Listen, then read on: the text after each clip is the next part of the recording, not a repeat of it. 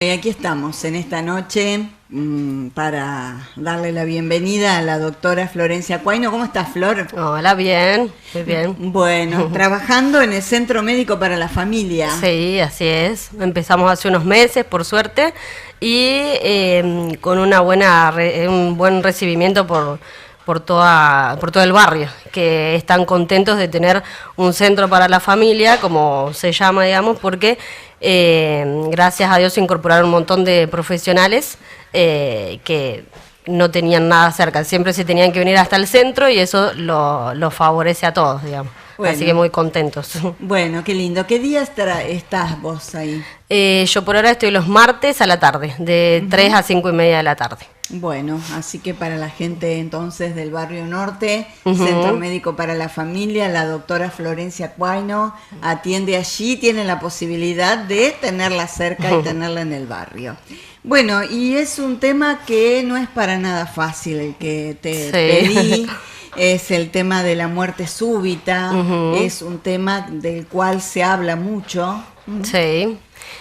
Sí, ahora, bueno, justo en la semana del 20 al 27 de agosto, tanto la Sociedad Argentina de Cardiología como la Federación Argentina de Cardiología lo pusieron ya hace años para, como la semana de prevención de la muerte súbita, justamente para lo que decías vos antes, de concientizar a la gente sobre la muerte súbita y principalmente a invitarlos a que se capaciten o realicen cursos de reanimación cardiopulmonar.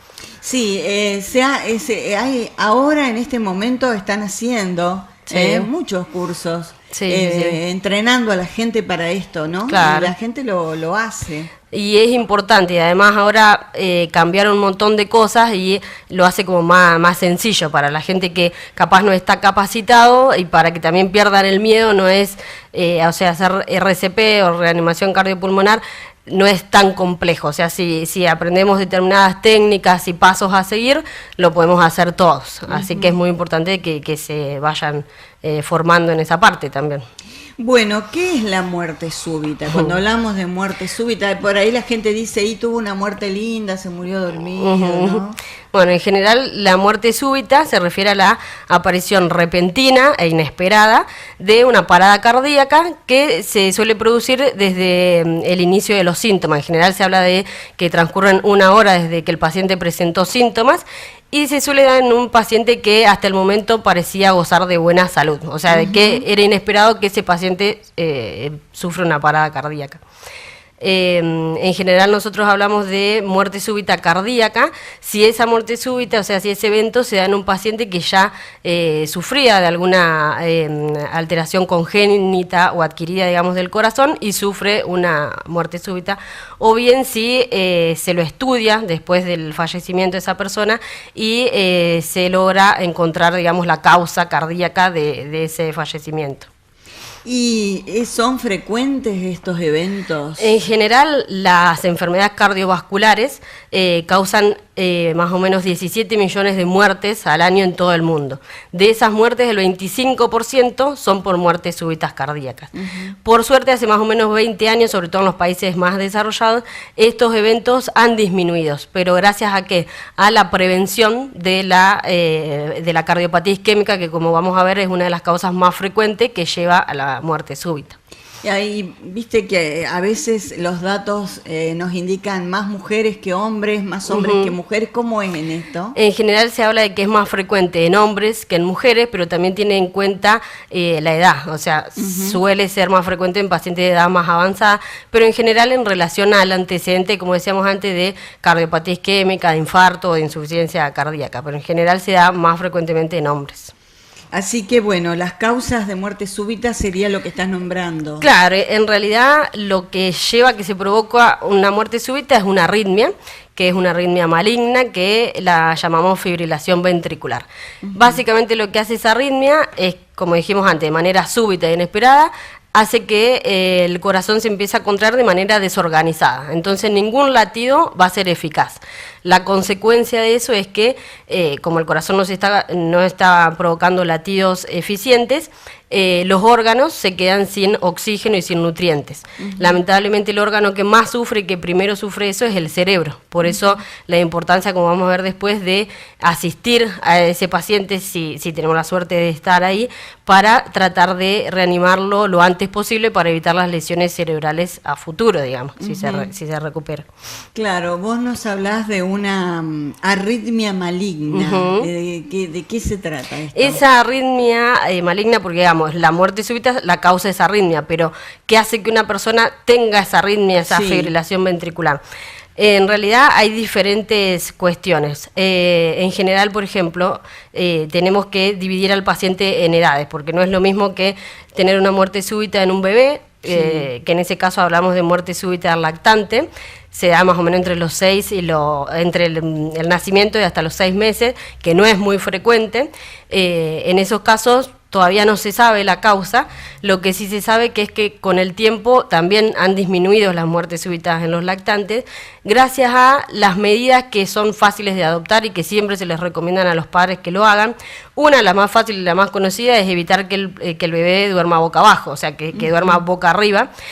Otra muy importante es que la mamá durante el embarazo o después del parto evite fumar, o sea, que no fume o que evitarle el ambiente de humo, porque hay estudios que ya demostraron que el fumar o el ambiente de humo se asocia a más alto riesgo de muerte súbita del lactante. Y otra medida para adoptar es que, por ejemplo, mantengan los ambientes ventilados. Eso hablando del bebé, digamos. Pero después tenemos a los pacientes más adultos, que en ese caso tenemos que también dividirlos en dos. No es lo mismo una muerte súbita en alguien joven, que en general los dividimos de menos de 35 años. En esos casos, las principales causas de muerte súbita se asocian a enfermedades estructurales del corazón, dentro de ellas las más conocidas, por ejemplo, las miocardiopatías, como la miocardiopatía hipertrófica, que a veces se encuentran, por ejemplo, en los futbolistas, en algunos deportistas. Y otra causa muy frecuente de muerte súbita en pacientes jóvenes, menores de 35 años, son las canalopatías. Son síndromes hereditarios que se asocian a ser más propenso ese paciente a que sufre una arritmia maligna. Que el problema de eso es que nosotros le podemos hacer estudios que, por ejemplo, nos piden para los aptos físicos, electros, ecografía del corazón, ergometría, y lamentablemente en esos pacientes todos esos estudios suelen ser normales, o sea, no podemos evitar en ese caso. Y después, en el otro punto, tenemos a los pacientes que tienen más de 35 años, que en ellos se sabe que la causa de muerte súbita, la más frecuente, es la cardiopatía isquémica. En general, los infartos agudos de miocardio, sobre todo cuando son extensos, cuando se asocian a insuficiencia cardíaca, y como vamos a ver más adelante, a tener la función del corazón deprimida. Nosotros, por ejemplo, en un hombre, una función ventricular del 60% estaría normal, más del 55% ya puede ser normal. No es lo mismo que ese paciente sufre un infarto y quede con una función del corazón, que es básicamente la capacidad de que el ventrículo se contraiga y expulse la sangre hacia la aorta, que lo haga con una fuerza normal a que sufra un infarto y que esa fuerza caiga al 20%. Ese paciente sí va a tener más riesgo de sufrir una muerte súbita que alguien que no ha pasado, que no tuvo ese problema. A veces uno se pregunta el pronóstico, ¿no? Si se lo agarra a tiempo. Lamentablemente, si un paciente, o sea, un individuo sufre una muerte súbita y no es asistido en los pocos minutos, tiene altas chances de fallecer, digamos. Bueno, y también está si se puede prevenir, ¿no? Porque uno a veces dice, bueno, ¿qué podemos hacer para prevenir? En realidad, como hablábamos primero, que una de las causas más frecuentes de esto iba a ser el sufrir infartos, la cardiopatía isquémica, la insuficiencia cardíaca. Entonces, una manera indirecta de prevenir la muerte súbita va a ser controlar los factores de riesgo que tiene ese paciente para sufrir un infarto. Por ejemplo, lo más importante de hacer es, cuando estamos en el consultorio con el paciente, siempre primero vamos a empezar preguntándole por los antecedentes familiares, porque ese es otro punto importante en cuanto a la prevención de la muerte súbita. Si un paciente viene al consultorio y me dice, mi papá murió de una muerte súbita a los 42 años. Bueno, eso es como una bandera roja en el consultorio, porque sé que lamentablemente ese paciente tiene un 50% de probabilidades de que le pase lo mismo, de que sufra un evento de muerte súbita. Así que eso es muy importante de tener en cuenta en el consultorio. Y después lo otro que tenemos que hacer es averiguar sobre los factores de riesgo cardiovasculares que sí podemos modificar, porque el antecedente heredofamiliar de muerte súbita lamentablemente no lo podemos modificar, ya está. Pero sí podemos modificar que el paciente sea hipertenso, diabético, que tenga colesterol alto, que fume, que sea sedentario. Entonces, en todas esas cosas nos tenemos que enfocar para corregirlas y de esa manera disminuir su riesgo de muerte súbita. Bueno, entonces hay que ir a hacer los controles. Claro. Sin duda. Hay que hacerse los controles, pero también, o sea, para que la gente entienda, no es que después de esta charla tenemos que salir todos a hacernos electro, ecocardiograma y ergometría.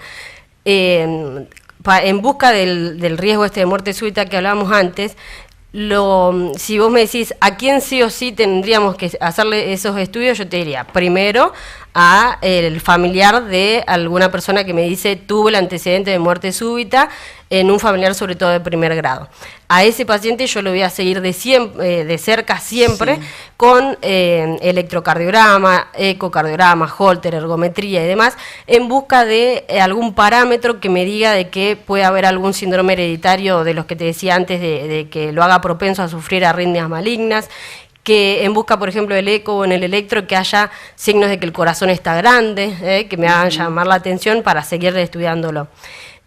Así que ellos son como los primeros que sí o sí vamos a estudiar.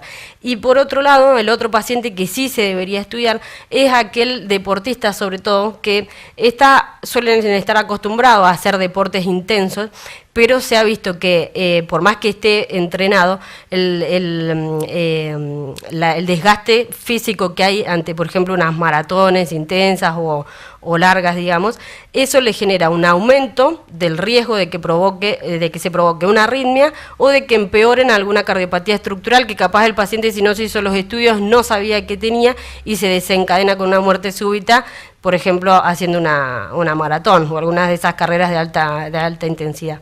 Así que esos dos pacientes sí o sí hay que estudiarlos bien. Hay que seguirlos de cerca. Claro, sí, el resto, como decíamos antes, haciéndose los controles por edad, como hablábamos la otra vez, las mujeres menopáusicas, después de la menopausia, se tienen que hacer los controles por el riesgo de que empiece a aparecer hipertensión, diabetes, colesterol, o sea, los controles propios que se hace la población general. Pero bueno, y el tema de cómo ayudar, ¿no? Si estamos en un lugar y una persona se desvanece, se cae, bien, ahí ¿cómo actuamos? ¿Qué hacemos? Sí. Primero, si tenemos la suerte la suerte entre comillas, de que pase y que estar en alguna reunión o con alguna persona que nos pueden ayudar, lo primero tendríamos que mantener la calma y tratar de designar, primero, por ejemplo, si los que están con nosotros es algún conocido, por ejemplo, yo estoy con vos, te digo, Dora, llamás al 107 y, si es posible, explicarles que estamos frente a un posible evento de muerte súbita. ¿Por qué? Porque es importante que sepa el que te está atendiendo el teléfono de qué contexto te está hablando, como para que vengan rápido, que eso es lo que siempre se desea, que lleguen rápido la ambulancia, y que ya se vengan con el desfibrilador y que se vengan con el equipo preparado, digamos. Eso por un lado. Cuando yo ya designé a alguien a que llame al servicio de emergencia, ese paso ya es muy importante. El segundo paso sería revisar bien al individuo que sufrió el evento. Primero, lo ideal sería sacudirlo por los hombros para ver si responde. Si no hay respuesta, lo ideal sería chequear que no está respirando, que eso, apoyando la oreja en el tórax del paciente, por ahí ya percibí si respira o no respira. Y lo ideal sería tratar de contactarle el pulso, que se puede hacer en el brazo, lo ideal es en el cuello. Entonces, si veo que no respira, no responde, no tiene pulso, el próximo paso sería tratar de iniciar las maniobras de reanimación cardiopulmonar, el RCP que se conoce. Que eso explicado va a parecer sencillo, pero no es sencillo. No. Lo ideal sería explicarlo con los muñecos, claro, como se debe, pero básicamente consiste en hacerle compresiones torácicas en el centro del tórax del paciente. En general se abraza una mano sobre la otra y las compresiones se dan con el talón de la mano. Y tienen que ser rítmicas y rápidas. Se habla de 100 compresiones por minuto. Entonces, hago eso mientras llegue el servicio de la ambulancia. Si tenemos la suerte de que ese evento pasó en un lugar, como vamos a ver después, cardioasistido, es decir, que tenemos un desfibrilador a mano, lo más importante es conectarle el desfibrilador al paciente y seguir las instrucciones. En general, los desfibriladores, que son aparatos que ya vienen capacitados para tratar de esas arritmias a través de la desfibrilación, lo único que tenés que hacer es apretar el botoncito de encendido y un operador es como que te va diciendo todos los pasos a seguir, te enseña dónde colocar los parches. Es básicamente colocarle los parches porque después el aparato analiza el tipo de arritmia que está teniendo el paciente. Si detecta que efectivamente se trata de una arritmia maligna, de una fibrilación ventricular, como decíamos antes, te va a decir que te alejes del paciente porque le va a dar el choque eléctrico, que sería la descarga eléctrica, para tratar de cortar con esa arritmia. O hay otros desfibriladores que te dicen que aprietes un botoncito que es el que da la descarga. Cuando hablamos de arritmia, ¿es cuando el corazón pierde el ritmo? En general las arritmias son un trastorno eléctrico del corazón. Nosotros adentro del corazón tenemos como si fuesen la parte eléctrica de una casa, los cablecitos, que son los que le dicen al corazón cuándo se tiene que contraer, cuando no, es como que le da todas las coordenadas de lo que tiene que hacer. Cuando hay arritmias es porque alguno de esos cablecitos o todos perdieron bien su eje, digamos, están trabajando mal. No es lo mismo las arritmias porque, por ejemplo, probablemente nos estén viendo muchos pacientes que tienen arritmias o que están medicados por arritmias. Nosotros no estamos hablando de esas arritmias. Por ejemplo, una arritmia muy frecuente es la fibrilación auricular, que no es por la que estamos hablando ahora.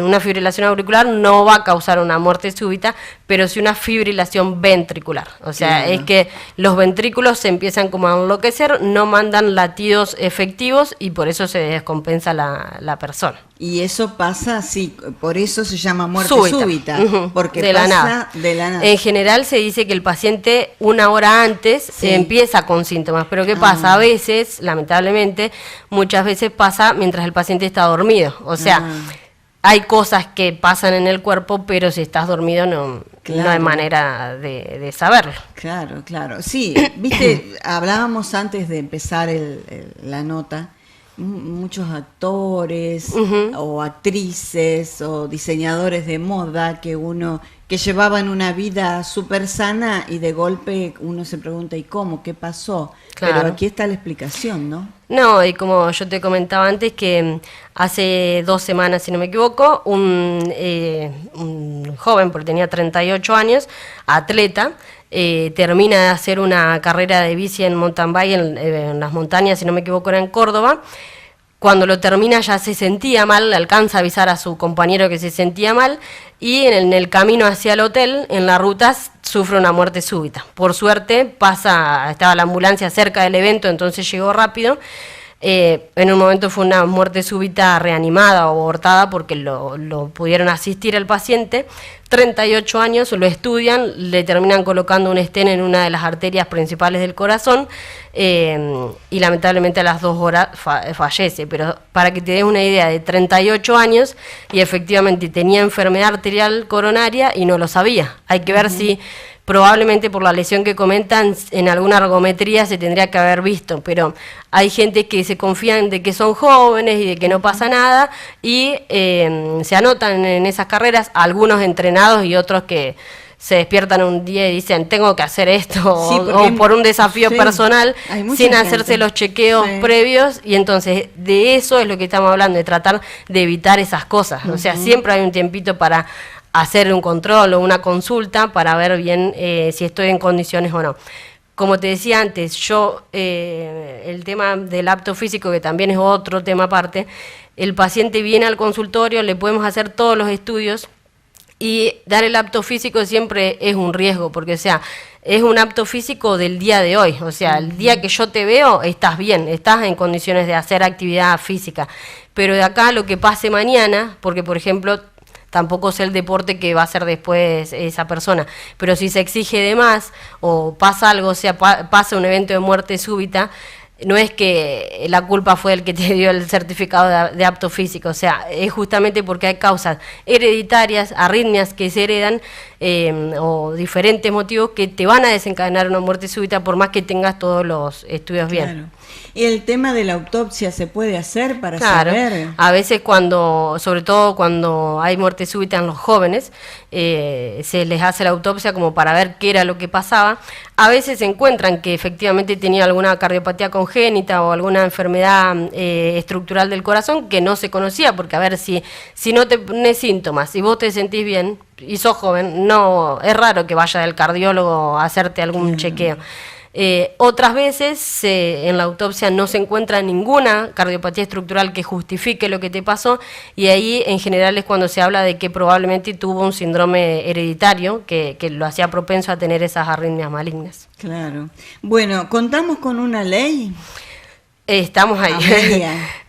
Sí, porque en el 2015 se empezó a hablar de esta ley, que es la Ley de Prevención Integral de la Muerte Súbita, que gracias a Dios ahora se reglamentó en julio, si no me equivoco, de este año, y vamos a ver cuándo se lleva a la práctica.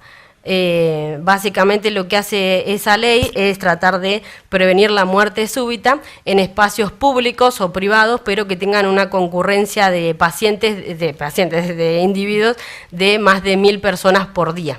Entonces, en esos espacios, clubes, hoteles, etcétera, lo que quieren hacer es poner cardiodesfibriladores señalizados en lugares que sean de fácil acceso, y lo que es muy importante es entrenar a los trabajadores del lugar para, capacitarlos para realizar las maniobras de reanimación o de primeros auxilios, cosa de que no es solo tener el desfibrilador, sino tener gente capacitada para poder usarlo, con el objetivo de tratar de salvar una vida. Sí, muy interesante. Bueno, muchas gracias por haber venido, por habernos contado.